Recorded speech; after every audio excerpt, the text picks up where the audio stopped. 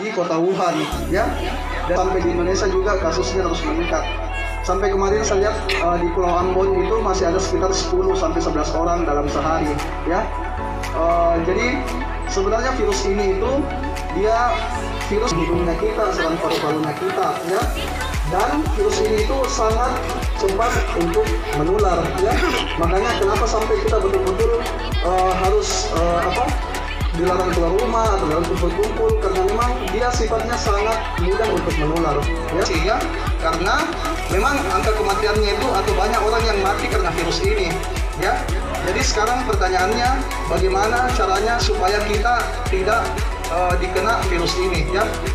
Jadi yang perlu kita ketahui yang pertama, jadi virus ini ada 3 pintu masuknya kalau mau masuk di tubuhnya kita.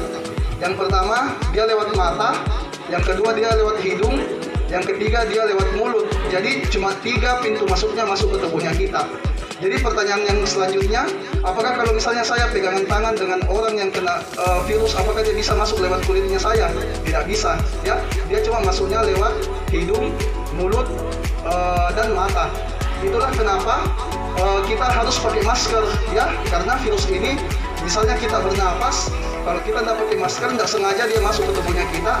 Ketika imunnya kita rendah, itu kita bisa terinfeksi ya. Kemudian pertanyaan selanjutnya, terus kenapa kita dilarang kayak berpelukan atau pegangan tangan semua dan lain-lain, padahal dia tidak bisa tembus lewat kulit. Jadi kenapa kita dilarang? Karena dari rata-rata kasus itu paling banyak itu lewat tangan yang misalnya langsung makan tanpa cuci tangan. Contohnya misalnya ada virus misalnya tidak sengaja kita pegang misalnya di meja, kemudian kita makan tanpa cuci tangan. Itu sama artinya kita masukkan virusnya ke dalam tubuhnya kita.